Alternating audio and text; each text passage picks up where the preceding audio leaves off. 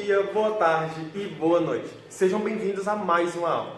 Lembrando que esse vídeo vai ficar gravado para você e você pode repetir quantas vezes vocês quiserem.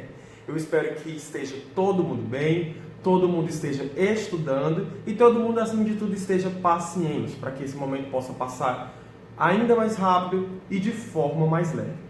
A aula de hoje é Geografia. É importante que você esteja com seu livro nas suas mãos para que você possa acompanhar melhor toda a explicação, já que é uma disciplina que a gente precisa fazer algumas leituras, principalmente ver algumas imagens. Então é importante que você esteja com seu livro, abra o seu livro na página 36 e vamos para mais uma aula produtiva. Procure um local mais silencioso da casa de você. Se isso não for possível, utilize fones de ouvido para que você possa me escutar melhor e a sua aula ela possa render mais. A aula de hoje é o relevo do Brasil. A gente vai aprender um pouco sobre a forma física do nosso país, as características físicas do nosso país. O que é relevo? A superfície da Terra ela tem variadas formas. Em diferentes locais, as localidades elas possuem variadas formas. E isso é diferente, por exemplo, de um país para o outro. No caso do nosso país, é diferente de um estado para o outro. As formas da superfície da Terra elas vão se alterando ao longo do tempo e ao longo das localidades brasileiras. E o aspecto do solo brasileiro é bastante diversificado. E na aula de hoje a gente já justamente para ver isso, a diversificação do solo brasileiro.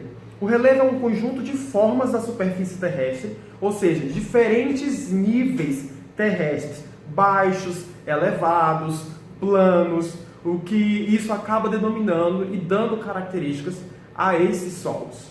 Ao longo do tempo, esse relevo ele sofre variadas alterações pelos mais variados motivos. Por exemplo, a chuva é um dos motivos para que o relevo ele possa se alterar ao longo do tempo. As erupções é um dos motivos para que também o solo possa se alterar.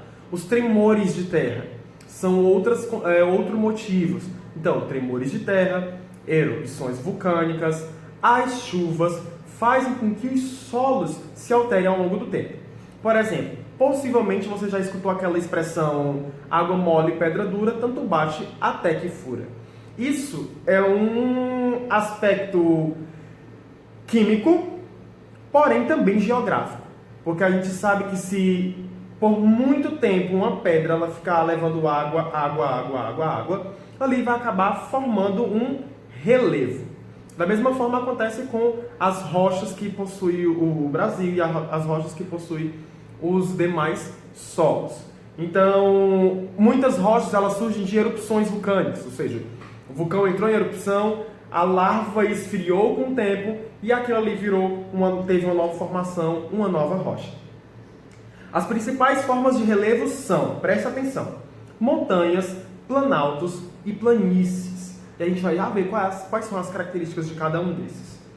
Há também variantes de relevo, que são as mudanças que ocorrem conforme há aí uma transição entre essas principais formas, com o tempo geológico. Por exemplo, as serras, que é muito comum no nosso país, as chapadas, também que nós temos chapadas conhecidas do nosso país, e várias outras configurações, como ilhas, os vales, as dunas. Então, são configurações de alteração do solo que a gente pode perceber também na nossa localidade.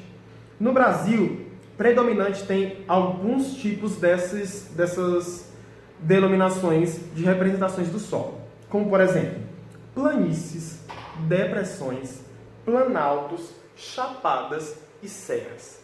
Aí a gente vai ver agora as características mais ou menos de cada um desses, porque por mais próximo que a definição de um pareça do outro, tem algumas características. Até mesmo fisicamente olhando, alguns parecem muito se aproximados, só que eles têm características diferentes. Vamos lá. O primeiro que a gente vai ver são os planaltos. O que são os planaltos? São superfícies planas ou elevadas, levemente onduladas, que se estende a terrenos elevados. Ou seja, tem superfícies aqui, planas ou elevadas. E elas se estendem por algumas altitudes, ou seja, algumas alturas. Elas são levemente onduladas. E você pode perceber isso aí na imagem do seu livro e na imagem que está passando na sua tela agora. Vamos dar exemplos? Por exemplo, uns exemplos dos planaltos brasileiros o mais importante são os planaltos da Guiana, Planalto Brasileiro, Planalto Atlântico e Planalto Meridional. São exemplos de planaltos importantes existentes aqui na região do Brasil. Outra característica do solo são as planícies. É muito belo. Eu acho lindo planície. O que são planícies? A definição de planície é muito parecida com a definição de planalto. Mas planícies são grandes extensões de terras planas ou elevadas com baixas altitudes. Ou seja, as planícies elas são mais baixas que os planaltos. Os planaltos, assim como as planícies, são extensões de terras planas ou elevadas. Elas possuem ondulação.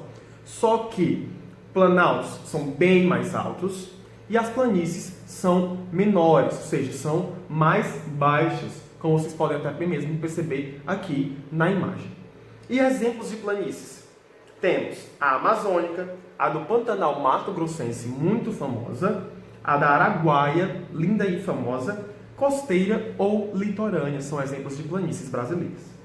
Um outro tipo de solo são as depressões. Depressões. Essa talvez seja uma definição mais fácil e a gente perceba até mesmo olhando para a imagem por quê. São áreas rebaixadas, ou seja, são áreas bem fundas. Existem dois tipos de depressões. A depressão relativa e a depressão absoluta.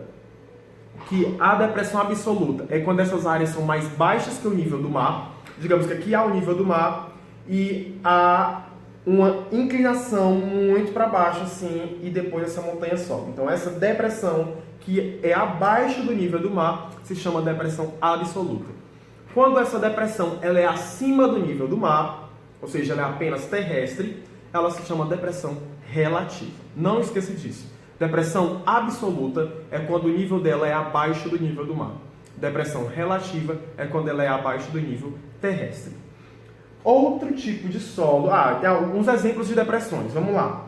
A depressão do Araguaia, Tocantins, a periférica da Borda do Leste, a do Meio Norte, a do São Francisco, que é muito importante.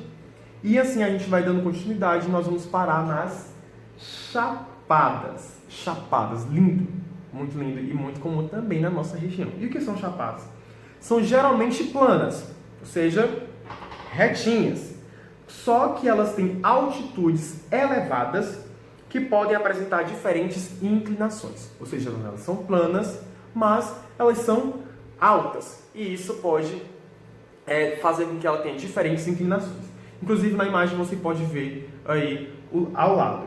Algumas dessas chapadas muito importantes. Chapada do Araripe, a do Rio São Francisco, a dos Guimarães, a do Veadeiro. Então são aí belezas que fazem parte da nossa região, da nossa característica. E por último, mas não menos importante, as serras. Eu aposto que você gosta de serra, principalmente pelo friozinho. Eu sou apaixonado por serra. É muito bom serra. E a gente costuma ver muito aqui também no nosso Ceará. Mas o que são as serras? Elas são áreas elevadas e acidentadas formadas por rochas de natureza diversa.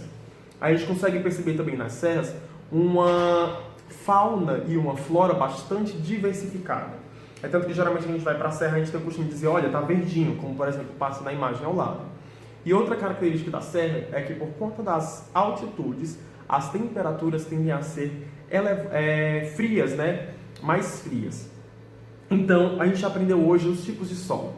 A gente também aprendeu de que essas variações ocorrerão ao longo do tempo, possivelmente também por fenômenos da natureza, como as chuvas, os terremotos, as erupções, e isso fez com que se transformassem os solos.